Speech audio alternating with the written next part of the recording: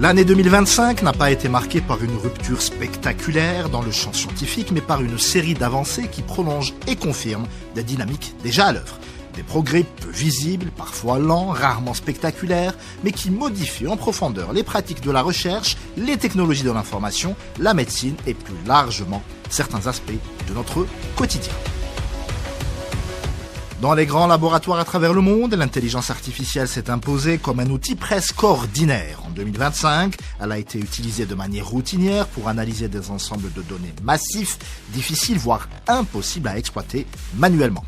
Ces systèmes permettent de gagner du temps, d'affiner des hypothèses et surtout d'orienter plus rapidement le travail des chercheurs. Leur usage reste encadré et leur efficacité dépend étroitement de la qualité des données sur lesquelles ils reposent, comme nous l'explique Roselaine Bencherif, consultant international et expert en IA.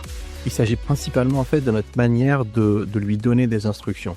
Plus les instructions vont être précises, plus l'IA va être capable de nous donner des réponses qui sont en adéquation avec ce qu'on en attendait. Si je devais identifier une compétence qui serait une compétence majeure dans notre succès de l'exploration ou de l'exploitation de cet outil, ce serait une compétence de linguiste. Si on est capable de bien définir notre besoin, de bien l'expliquer et de bien le détailler, l'IA nous donnera des réponses qui seront en général très satisfaisantes. Cette présence de l'intelligence artificielle est particulièrement visible en médecine. Elle intervient dans l'analyse d'images médicales, l'aide au diagnostic ou encore l'identification de profils de patients à partir de données cliniques complexes. Là encore, il ne s'agit pas de remplacer le médecin, mais de lui fournir des outils d'aide à la décision, capables de repérer des signaux faibles ou des corrélations difficiles à détecter autrement. Ces usages restent soumis à de fortes exigences en matière de validation et de responsabilité médicale, selon le professeur Hassan Mahfouf, chef du service oncologie de l'hôpital de Louiba. Les gens sont en train de travailler maintenant sur tout ce qui est liquide, c'est-à-dire à partir d'une goutte de sang, vous pouvez savoir quel est le cancer qu'a le patient. Une cellule peut se développer, vous mettez un traitement X qui anéantit cette cellule, mais par contre, il y a une autre cellule qui apparaît, qui continue à se développer parce que elle n'a pas répondu, elle n'a pas été traitée elle a une autre mutation, donc pas été traitée par le traitement idoine. Donc l'intelligence artificielle va, à partir de cela, dire quel est le pourcentage de cellules qui expriment telle mutation, quelle est celle qui ne l'exprime pas. Par contre, qu'on le veuille ou non, l'intelligence artificielle est déjà dans le diagnostic maintenant, en imagerie, pour l'IRM, le PET scan, etc. déjà est utilisée parce qu'elle transforme des données en numérisation.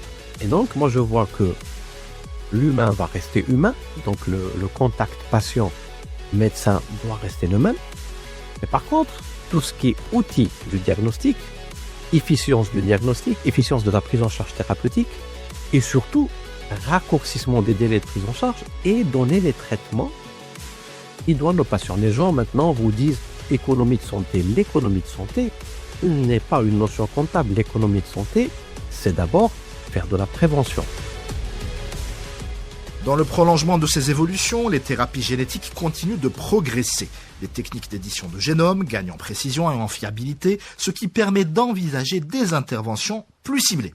Ces avancées concernent principalement des maladies rares ou certains cancers, pour lesquels les options thérapeutiques étaient jusqu'ici limitées.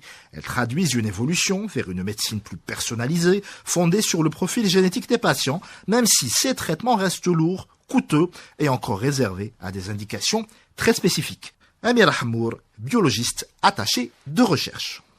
Il y a par exemple la thérapie CRISPR-Cas9 qui est vraiment une révolution. Même si cette thérapie était déjà connue, en 2025, elle a encore évolué et elle est à la 4e génération de cette technologie.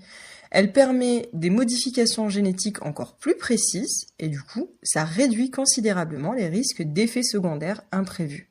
Il y a aussi une autre thérapie qui est très intéressante, c'est la génétique du vieillissement. Des chercheurs en 2025 travaillent encore sur des thérapies pour ralentir le vieillissement cellulaire. Et en fait, ils ciblent des gènes spécifiques donc du vieillissement cellulaire. L'objectif, c'est de prévenir des maladies qui sont liées à l'âge, comme la dégénérescence ou même Alzheimer.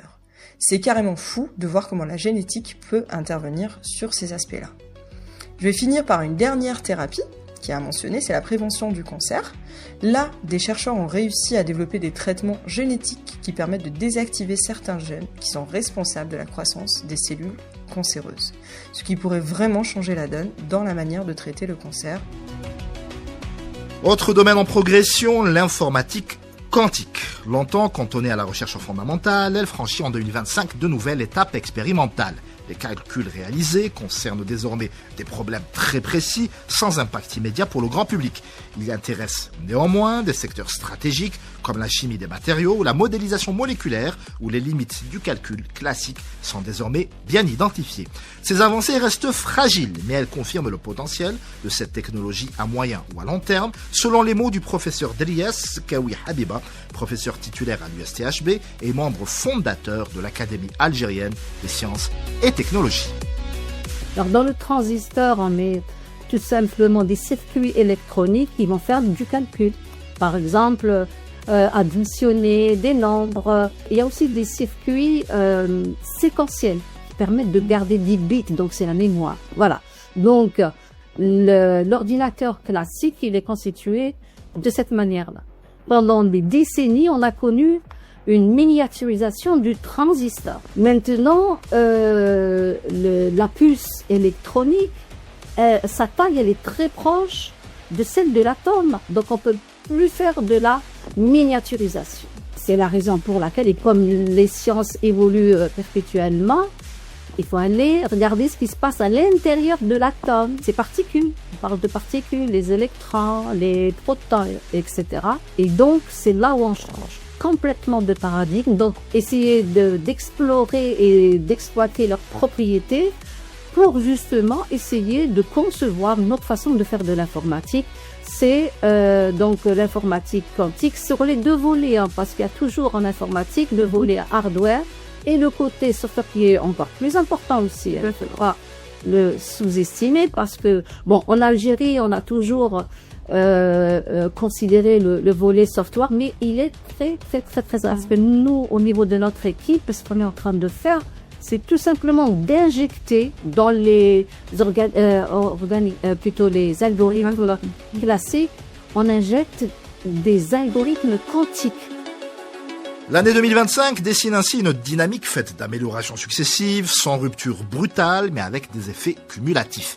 Une science qui avance par ajustement, par outil, par usage, et qui transforme progressivement le travail des chercheurs, les pratiques médicales et à plus long terme notre rapport à la technologie. Vivement 2026 pour voir ce que l'avenir de la science nous réserve.